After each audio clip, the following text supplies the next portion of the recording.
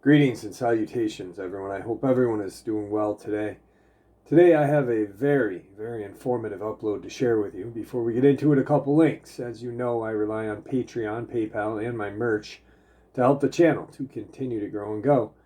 The links to Patreon and PayPal are in the description below. My merch is displayed directly under the video.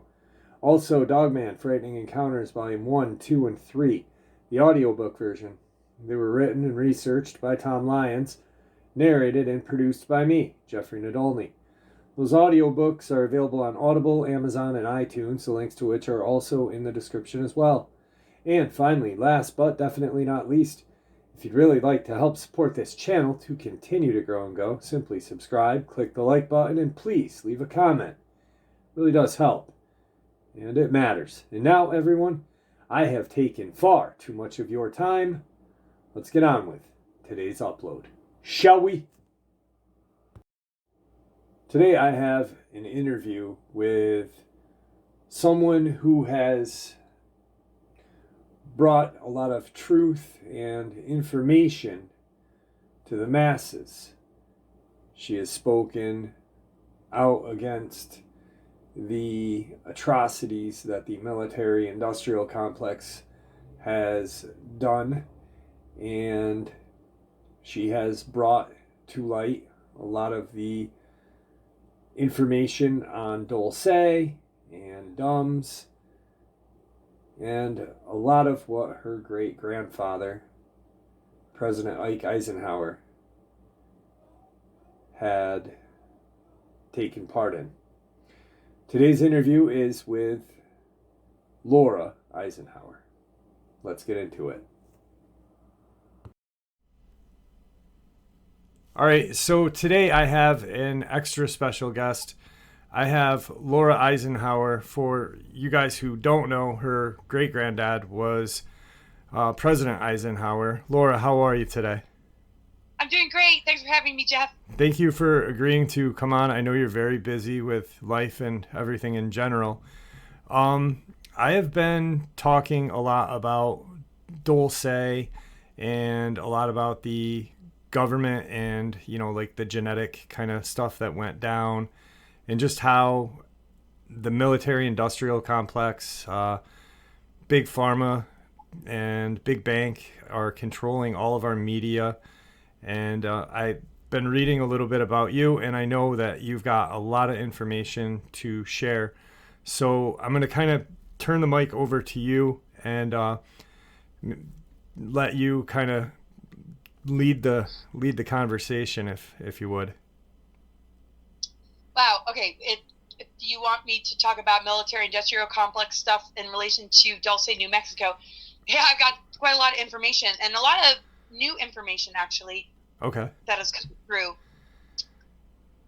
I know for a while, most, or at least some of my colleagues and myself, the Dulce information we had was pretty limited. Most of the Dulce information we had was coming through whistleblowers like Phil Schneider and events that took place during the Dulce Wars, right? Yep. Can you remind me what year that was? It was in the... I think it was 72. The Dulce Wars. Yeah. Right. With, yeah, so what I come to discover, which is wild, which being in this community and meeting a lot of different researchers and experiencers and whistleblowers, there have been levels of top secret information that have not been disclosed. And in the last 2 years, I found out more information than I had found out in, the 10 or 12 years that I was really, pursuing, this kind of information in regards to military-industrial complex, deep ground under military bases, and ET government treaties, right? Yeah. So it was a huge epiphany 2 years ago when I came across somebody named Dan Cooper. I know everybody knows, or a lot of people are familiar with William Cooper. This is no association. This is a completely different person. So I don't want people to get confused because William Cooper is a big whistleblower. Definitely a hero. Yeah. Right, totally. but this is Dan Cooper. They're not related. It's just one of the common names, so it can get confusing for people. So just right off the bat, when I talk about Dan Cooper, don't mix it up with William Cooper, the one that wrote the Behold the Pale Horse. Okay. Right? And who talks about a lot of this kind of stuff. Yeah, yeah. So anyway, like last year, sometime, I don't know, when I met Dan Cooper, I had just done an interview with Dan Willis and Elena Denon. We did this roundtable, and Dan Willis posted it on his YouTube, and I was looking at the comments, and I see this message from Dan Cooper, who's just saying, no, he's like just dropping a lot of intel. He's dropping a lot of disclosure stuff. He's just saying a lot of things. I'm like, whoa, this guy like knows something here. Yeah. And I'm like, wow, here's my email. Like, can you like send me this and we can be in a conversation and I can ask you some questions? Boom, immediately he emails me. For the next couple months after that, him and I had a back and forth through text messages, through emails, and he unloaded the most unbelievable information. The reason I feel this person is so legit is because he doesn't put himself out in the public eye. He's not, he didn't like come and like seek me out. Right. I kind of found him, and it just was sort of like perfect. Like no red flags, even though there's some red flags as far as the red flags that he acknowledges that I should have about him as far as the information goes. Okay, some things, I can't say 100% are truth, but there are some things that absolutely, are you can't discredit. But, just like myself, take it with a grain of salt, take what resonates and leave the rest. We all have to have discernment. We're all doing the best we can. But, to have that level of kind of integrity and conversation to like, just like do, because, it's kind of like who's who, like who's a double agent and, disinformation, because there's so many multi-layers in all of this, because compartmentalism and different projects and programs and just, yeah, so it gets really confusing. You have no idea who anyone is. Like this guy could have been just, someone trying to ploy you out or whatever, you know what I mean? Or ploy anyone out just to get information. Right. So we always, have to be careful. So, with some of my questions and some of his answers, he's like, just be just as discerning as you need to be with what I, give you. But I'm going to, tell you, like, this is the information that I have. And it's mind blowing. So when it comes to Dulce, New Mexico, let me just give you a little bit more information about, Dan Cooper. Okay. He's claims to be the senior advisor to the Earth Alliance. He was in some of the secret space program, 20 and back programs, and he was repositioned to serve in a more benevolent way for the best interests of humanity. And I am sort of like off the cuff here, like I'm not going to like read a bio or anything like that.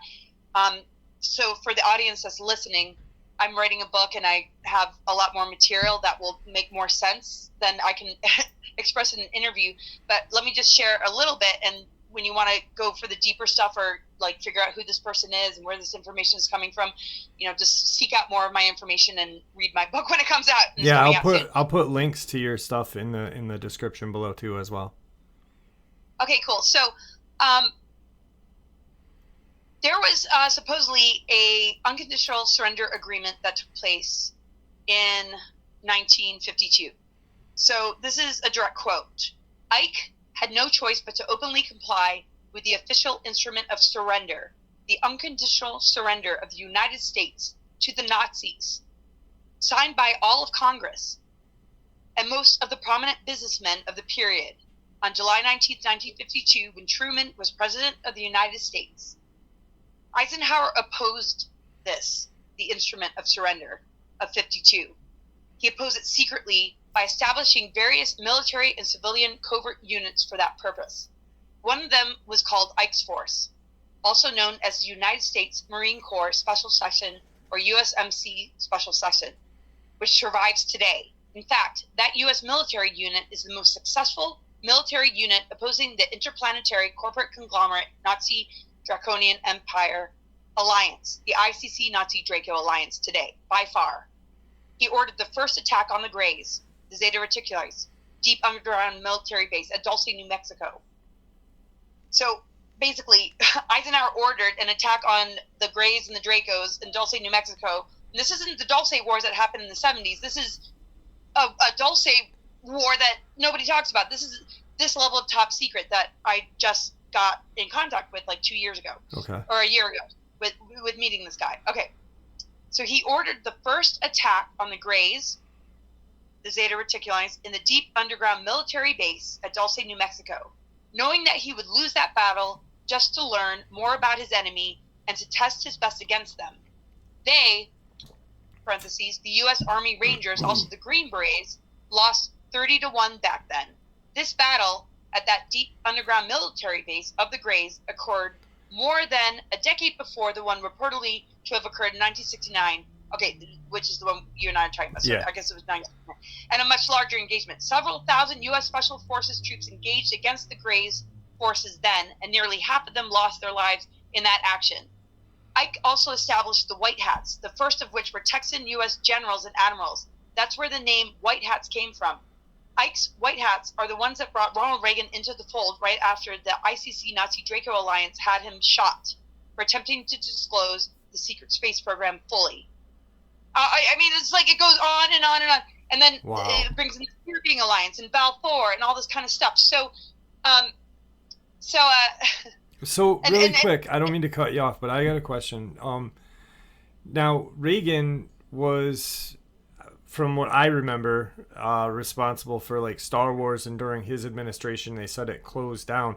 Do you think like was he shot because of that whole Star Wars project, and was Star Wars that project used to protect the Earth from the Greys and the Draconians? Yeah, I mean, that's all connected, and that's really when the establishment of the Earth Alliance and when the Spear Beings came in, and when the secret space programs really, the Earth Alliance is pretty much like the enemy of like the rest of the levels, because it's really on a ground level trying to support humanity and help humanity. Okay. And that connects with the Spear Beings, connects with Balfour, and so all this other kind of stuff like the Draco Alliance, they have a lot of imposters that will present themselves as looking or appearing to be benevolent, but they aren't. So this kind of galactic war and what we're seeing on a ground level with military and like White Hats, it's like we're dealing with like, Eisenhower, like knowing this, tried to set some things in place. So this cover up and all the disinformation saying that Eisenhower sold us out to the Greys with the Greada Treaty, those are all lies. That's not true. In actual fact, MJ-12 signed those treaties behind Eisenhower's back. And he set all these things in motion in order to safeguard us in these times that we're in. But that's what we're dealing with right now. Rewritten history and blaming the wrong people. Yeah. And that's the kind of battle that I'm in, because people are so confused. Like, oh, your great-grandfather sold us out to the Greys. And it's like, no, in actual fact, in 1952, he tried to take down the bases. Yeah. And also, he tried to invade Area 51. Yeah. And he lost control. And so the greater benevolent beings came through to help him set up things that are things like the Earth Alliance, the White Hats, the Ike's Force, and positive military that are going to help us in these times. I know it's like crazy, guys, and it sounds really confusing. The problem is there's a lot of disinformation. So even a lot of the credible whistleblowers didn't have access to this top secret information.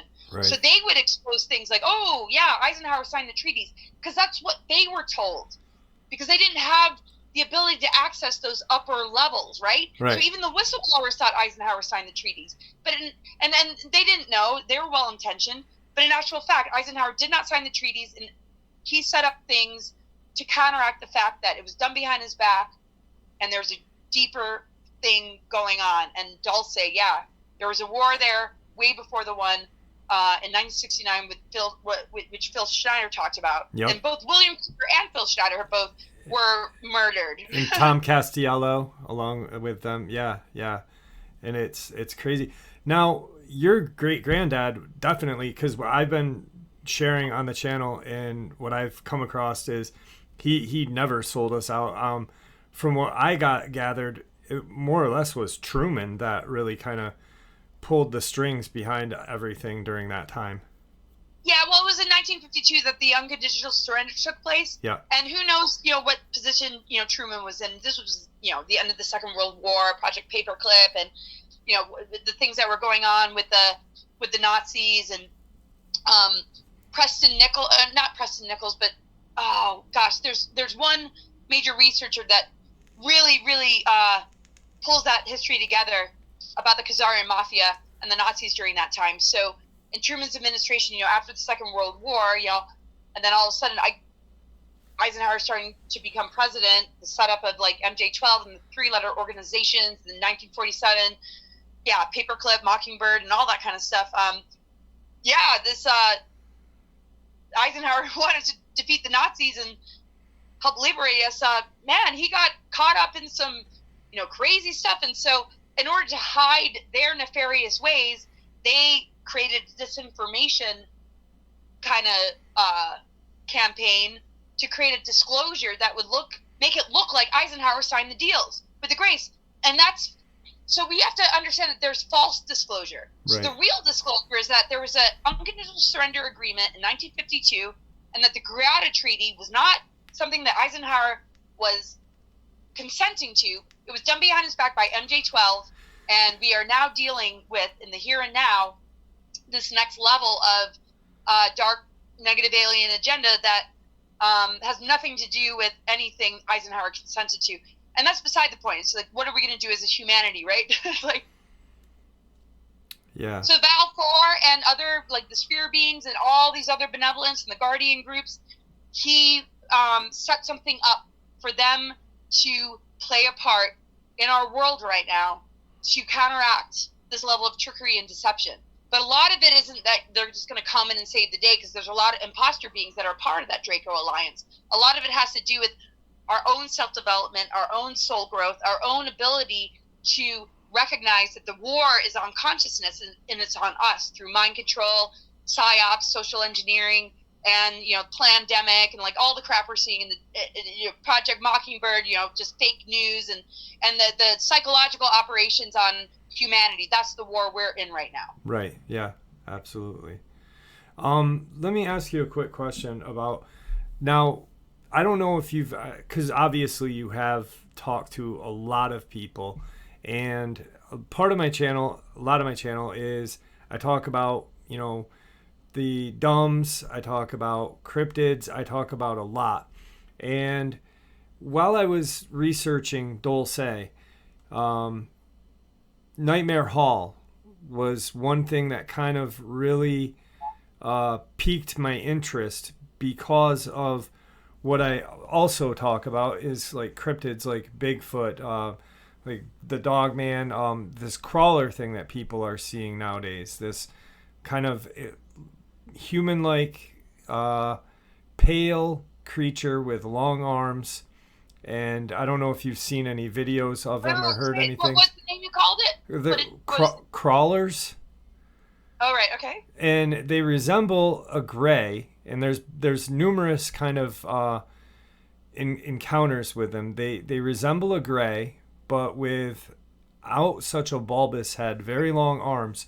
And I know with like what was going on in Nightmare Hall with the genetic kind of manipulation and stuff like that, when the guys in 69 went down and tried to rescue the women that were being kidnapped and used as everything.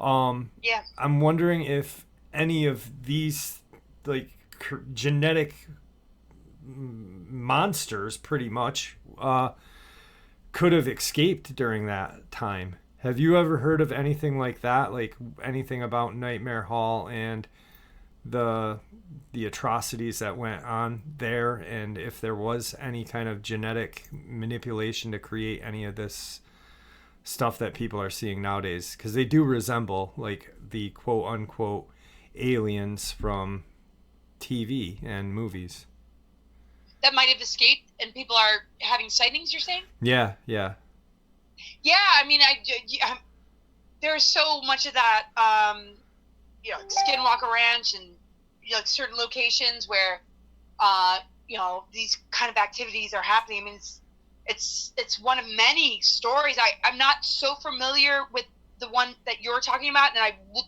really like you to send me as much information on it as possible, because sure. I think I might it'll flip my memory if you can send it along. But this is what we're kind of dealing with, underground bases, stargates, and portals, and opening up things to higher dimensional energies. And and if something can escape, and and like the whole Mothman thing, I mean, it's just we're dealing, we're in a multidimensional deal, and there's a lot of experimentations going on, lots of labs, lots of underground bases.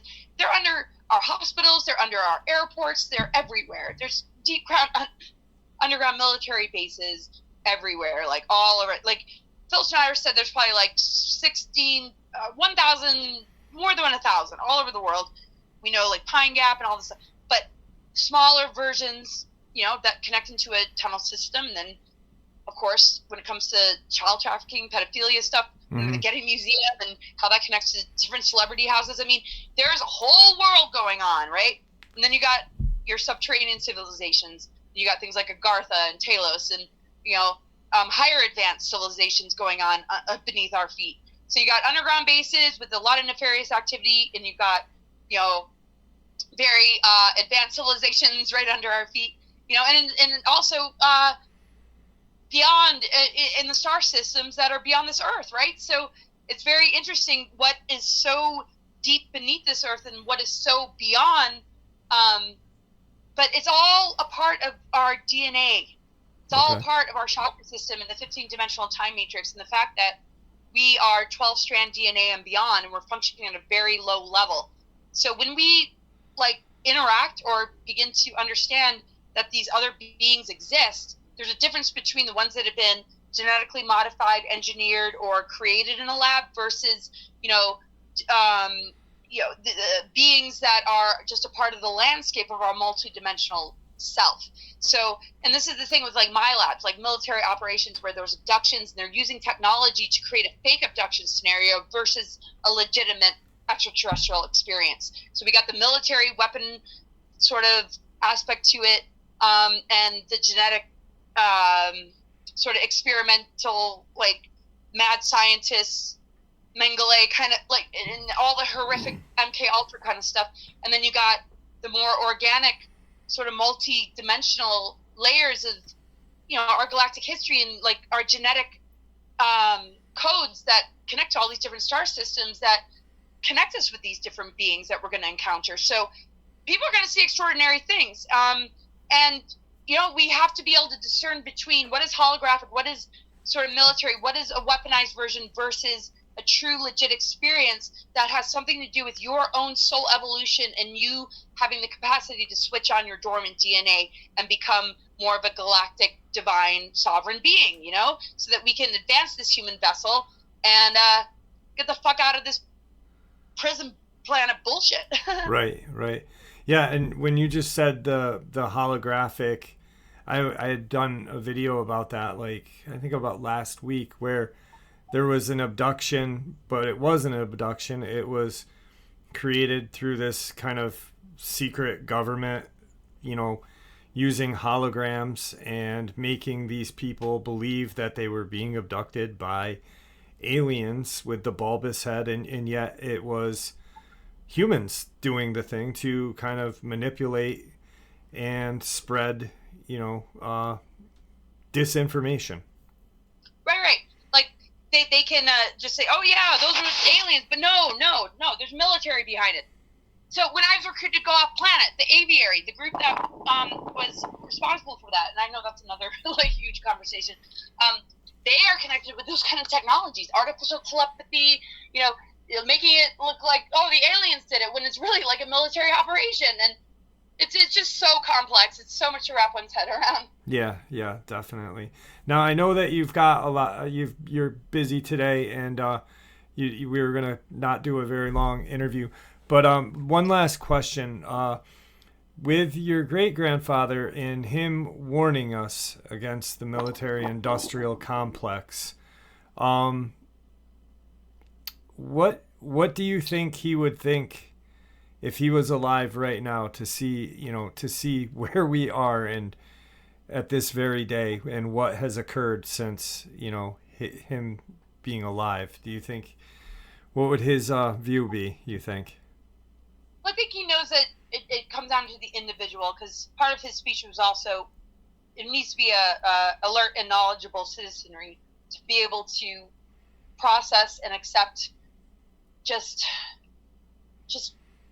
what is really, really going on. I mean,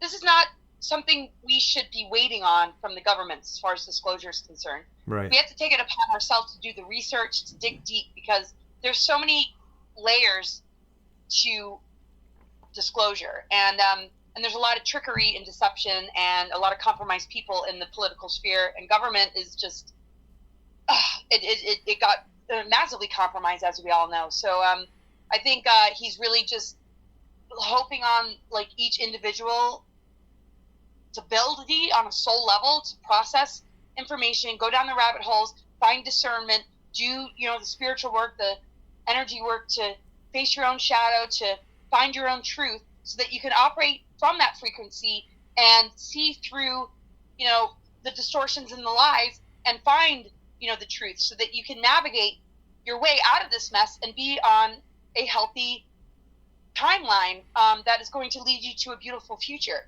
I'm sure he's super concerned at all the different tactics being used that are playing on people, siphoning their life force, infecting their creative imagination, and leading them down a trajectory that is not going to bring very positive results. It's going to lead to a lot of devastation. So a lot of us are witnessing all this, because we see friends and family that are going off in those directions, and we don't want them to. But they don't understand that it's not about belief systems or politics. It's about doing something else on an extraordinary level to really be able to get rid of all these things that are trying to hook into you, so that you can really connect with the fullness of what this divine inheritance within our DNA is. Because these dormant strands connect to higher harmonic universes and all these other extraterrestrial races. But because of AI and how they've weaponized it and been able to reverse engineer and sort of like figure out a way to kind of mimic it and present like a false version, artificial timelines and these psyops and false narratives are very, very prevalent, and people are very vulnerable and susceptible to buying into it, to the point where I think he's just like me on the ground level, just like worried about some of our friends and family that are going to be duped, they're going to be compromised, that are going to be hurt because of it. But at the same time, I know we both share in common that we have a greater faith that if they have to go down that road, they will hit that wall and have a breakthrough, have an epiphany, and begin to wake up and begin to come home and begin to heal and remove themselves from those nefarious forces that are vampiric and parasitic, that want to just assimilate them into AI and some sort of hive mind. So I don't know, like, I feel like him and I work so closely together that he's probably processing things in a similar way. But I know he's set some things in motion, and I think he's feeling very confident that those things are going to rise and shine, and it has a lot to do with all of us. It's not like somebody's going to come save the day, but what he set in motion is something of a presence that is here with us, a benevolent extraterrestrial or in beyond, guardian presence, spear being alliance presence, that's going to assist us and inspire us to step up to the plate, be the best of ourselves, so that we can become a team and purge out all the evils and rescue these children and create justice, so that the crimes against humanity will no longer be an issue. So, I just think he's right there with us, just still working with it all, and me that are doing all that we can, and and he loves Mother Earth. I mean, we're descendants from Mennonites, and just the close connection with Mother Earth, and just the abundance that we can create with the elementals and just the earth around us, and just working together and pulling our resources together and our missions together so that we can take care of future generations and protect our children and protect this planet. I think, he's cheering us on, but we're all heartbroken, devastated at where people get hurt and people get duped and people get deceived. Yeah, but it's like what you said. He said that so we'd actually kind of but put our big boy pants on and do it for ourselves, because that's the only way we're going to accomplish a win over this. So, yeah. Yes, beautiful way to wrap it up. Yep, but that's it. I appreciate you coming on. Do me a favor, don't hang up. I'm going to end the interview, but I'd like to talk to you for 1 second afterward. It was wonderful having you on. Thank you so much. I appreciate it. Oh, thanks. And sorry, everybody, if I talk too fast and I said, we got fires going on around and like all sorts of crazy things have happened in my life lately. So hopefully the message got delivered. But it's not easy to communicate right now, but I hope you guys got something out of it. And thank you so much for having me. Thank you. All right, guys. So, yeah, wow. I had, as you guys know, been looking into Dulce and all of the other stuff that has been going on and that I've been talking about. And I had been reading about Laura and, a lot of the work she's been doing. I reached out to her and just said, hey, this is who I am. This is the channel. Would you mind doing an interview with me? And to my surprise, she said, yeah. So I was really excited. We are going to continue to talk and connect here. She, surprisingly enough, went to school in the Adirondacks, and that's where I live. So hopefully we can meet up someday while she's up here and get some coffee and discuss a little more. Just a really, really super person. And I was kind of, I guess, starstruck a little bit because, she's really done a lot to bring a lot of information to the public. And I really appreciate her coming on. And I hope you guys enjoyed the interview as much as I enjoyed it, because it was definitely fascinating. I wish we had more time, but like she said, there's fires going on where she lives. This crazy, crazy weather that we're having nowadays is definitely got some sort of government backing behind it, I feel. And I think things are going to come to a head very soon. But with that, thank you. I appreciate you guys tuning in and listening. And may the Great Spirit watch over us all, and may He guide us down that path that we call life.